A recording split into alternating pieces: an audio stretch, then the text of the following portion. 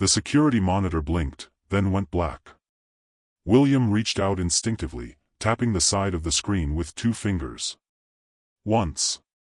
Twice. The image flickered back, grainy, dim, alive again. He let his hand drop and exhaled, slow and careful, like he'd been holding his breath without realizing it. "Not tonight," he murmured. It was just after midnight. The building was quiet in the way only office towers get quiet, empty but not at rest. Chicago pressed against the windows in distant light and muffled sirens. Somewhere above him, pipes clicked as they cooled, metal shrinking in the dark. William adjusted his jacket and shifted in the chair that had molded itself to his body over the years. 59 years old, and this was how his nights passed, watching other people's empty rooms, guarding things that didn't belong to him. He liked the quiet. What he didn't like was the thought that crept in when there was too much of it. If something went wrong right now, how long would it take anyone to notice me? The thought unsettled him enough that he stood, making a slow circuit of the lobby. His shoes barely made a sound against the polished floor. He checked doors he already knew were locked. Nodded at his own reflection in the glass. Polite. Invisible. Reliable. That's what he'd built his life on. His phone vibrated in his pocket. William stopped walking. For a second, he didn't reach for it. Late calls never brought good news anymore. They brought pauses in breathing. Careful words. The kind of concern that tried not to sound like pity. He checked the screen. Helen. He answered immediately. "Hey. You awake?" she asked. "I'm working," he said gently. "What's wrong?" There was a pause on the other end. "Just long enough." "The letter came today," Helen said. William closed his eyes. He could picture it without seeing it, plain envelope, official font, nothing emotional about it at all. He'd known it was coming. Had been counting weeks without admitting it. "Okay," he said. His voice sounded calm. He was proud of that. "We'll look at it in the morning." "We already did," Helen replied quietly. That landed harder. William leaned against the security desk, one hand gripping the edge. The building hummed around him, indifferent. "How bad?" he asked. Helen didn't answer right away. In that silence, William felt something inside him shift, not panic, not fear. Something closer to shame. Because some part of him had always believed that if he just stayed careful enough, polite enough, useful enough, life wouldn't corner him like this. "I'll pick up extra shifts," he said quickly. "I can ask about weekends." "William. I'm still healthy," he went on. "I can handle more." Another pause. Softer this time. "It's not just about money," Helen said. They ended the call soon after. No argument. No resolution. Just a shared understanding that something had cracked, even if neither of them said it out loud. William returned to his chair and sat down slowly. On the desk beside him was a small paper cup of coffee, gone cold. Next to it, a folded receipt he hadn't thrown away yet, for cat food, on sale. Lucky's favorite kind. William picked it up, smoothed it flat, then folded it again. At home, Helen would be awake, pretending to sleep. Lily wouldn't know yet. Mark probably suspected more than he let on. William stared at the security monitors, each one showing a room with no one in it. For the first time in years, the thought came uninvited and stayed. What if being careful isn't enough anymore? The monitor blinked again. This time, William didn't tap it right away. William got home just before sunrise.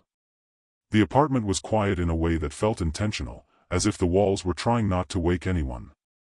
Lucky padded toward him from the couch, tail lifting slightly, eyes half closed. William bent down and scratched behind his ears, careful, gentle, like everything else he did. "Hey, buddy," he whispered. Helen was already awake. She sat at the kitchen table with a single lamp on, the rest of the apartment still wrapped in shadow. Papers were laid out in neat rows, squared edges aligned too perfectly. William recognized that arrangement immediately.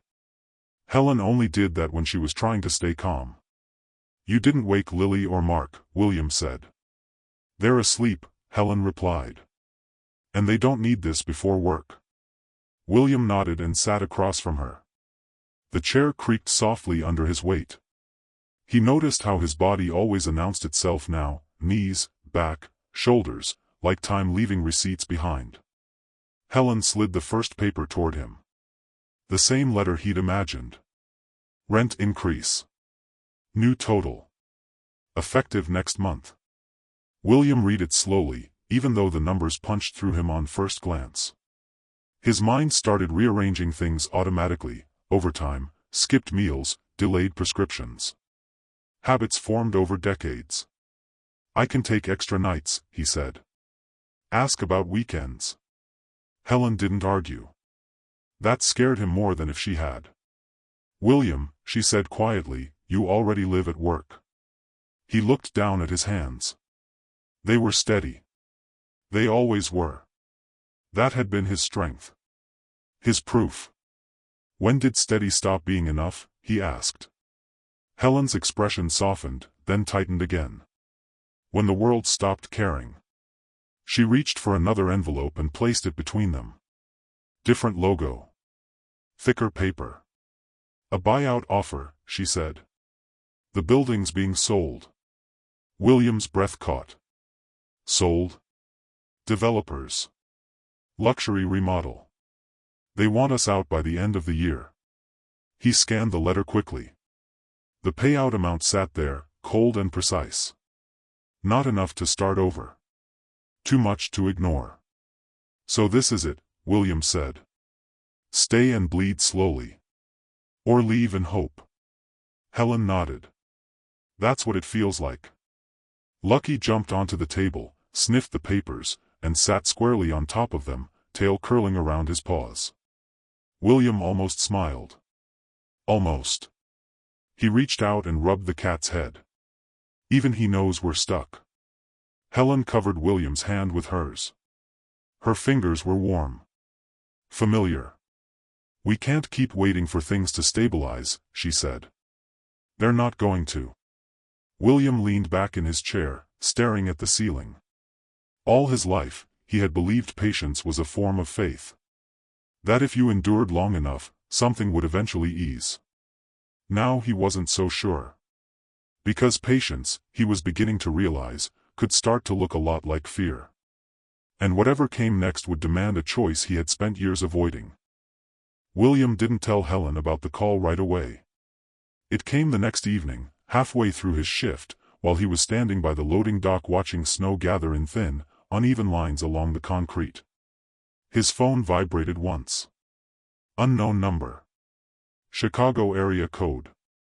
He almost ignored it. Almost.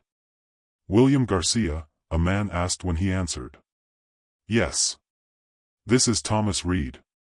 I manage facilities for the building. We've met a few times." William straightened instinctively. "Yes, sir." There was a pause.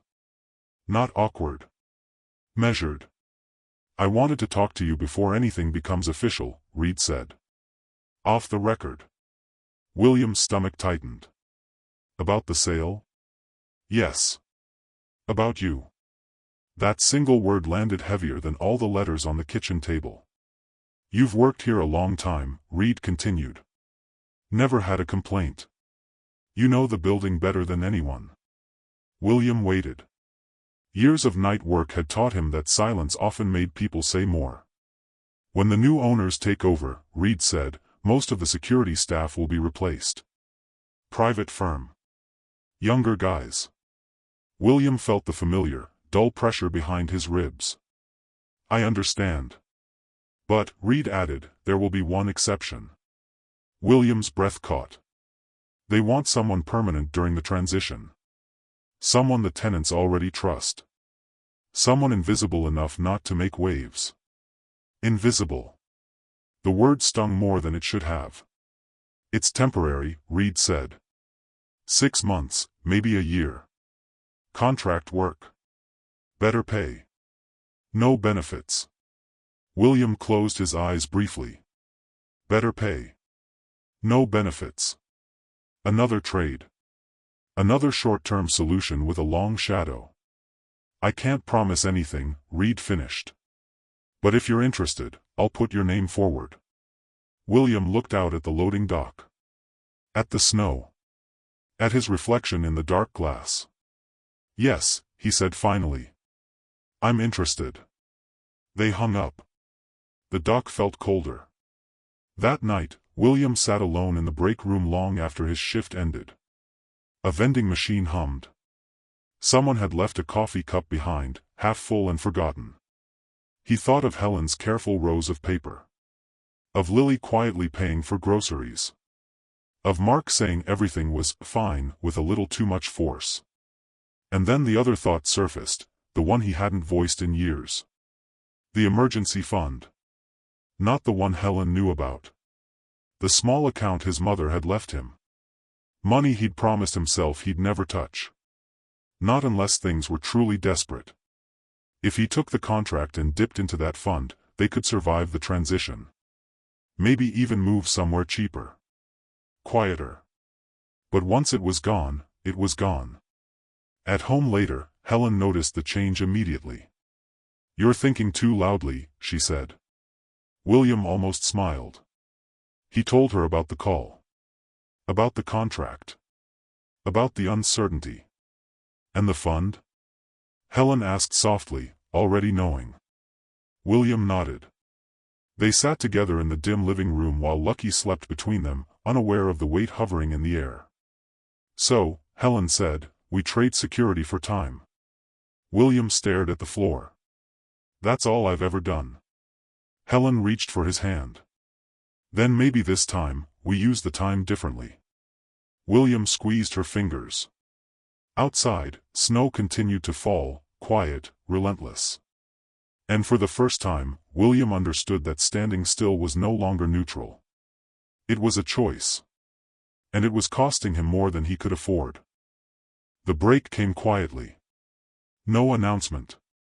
No dramatic phone call. Just an email buried between shift updates and policy reminders, sent at 6:14 a.m. William read it twice before it registered. Subject, Incident Review, Lobby Camera 3. He frowned. Camera 3 was old. Temperamental. He'd logged repair requests for it for years. He clicked.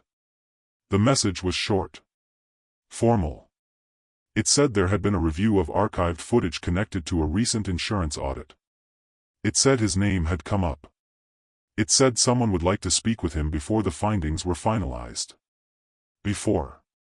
That word stayed with him all day. He barely noticed the hours pass. He checked doors. Logged entries. Smiled politely at tenants who barely looked at him.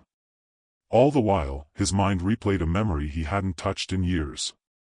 The night of the fire alarm. 7 years ago. Middle of winter. A power surge on the north side of the building. Panic. Confusion. People flooding stairwells half-dressed and angry. And one man. An older tenant on the 12th floor. Heart condition. Couldn't make it down fast enough. William had broken protocol that night. Left his post. Taken the stairs 2 at a time. Helped the man down while the radio crackled unanswered on his belt. He'd never written that part in the report. Not because he was hiding it.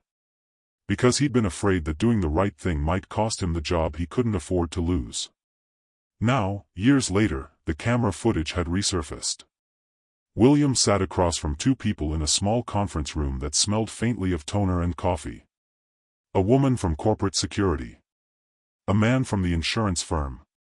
They played the clip. Grainy footage. William's back moving away from the desk. The empty chair. Then nothing for 13 minutes. You violated protocol, the man said, neutral. William nodded. Yes. You left the lobby unattended. Yes. The woman leaned forward. But you assisted a tenant during a medical emergency. William swallowed. Yes. They exchanged a glance. That tenant survived, the woman said. Filed a statement. He remembered your name. She slid a document across the table. Commendation. Retroactive. Official. Because the incident had never been logged correctly, William had never received the hazard bonus tied to that event. Or the annual integrity credit that followed. Compounded over 7 years. The number at the bottom of the page made William's breath catch. It wasn't a fortune. But it was enough. Enough to erase the buyout pressure. Enough to keep the emergency fund untouched. Enough to let him refuse the contract if he chose. This will be added to your compensation immediately, the man said. And noted in your permanent record. Permanent. William walked home that evening instead of taking the bus. The city felt different. Same streets. Same noise. But his shoulders felt lighter, like he'd set something down without realizing he'd been carrying it. At home, Helen read the papers slowly. Carefully.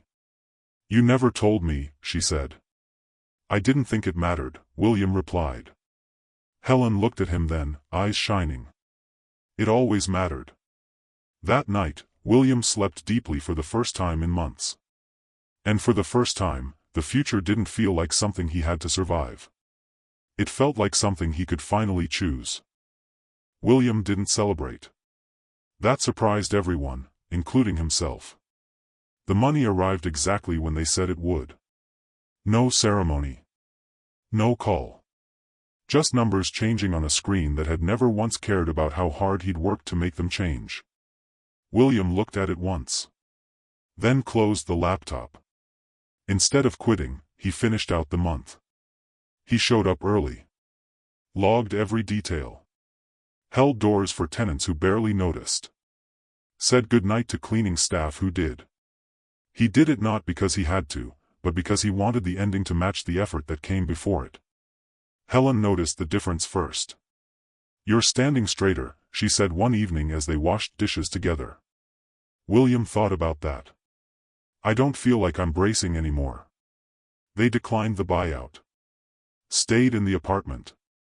Not because it was perfect, but because it was theirs. Because leaving out of fear felt different now than leaving by choice. William helped Lily quietly when she needed it. No speeches. No conditions. Just support that didn't ask to be seen. Mark called more often. Not to check in. Just to talk. Lucky, sensing the shift, followed William everywhere, curled beside his chair, perched on the windowsill when William read, waiting patiently outside the bathroom door like he always had, but with less tension in the room now.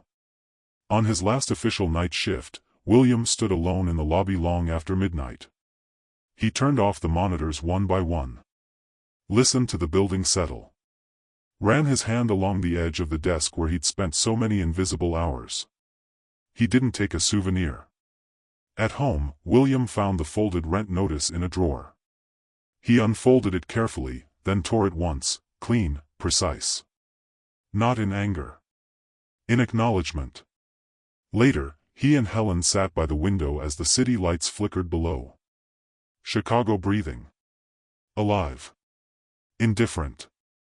You ever think about how close we were? Helen asked. William nodded. Every day.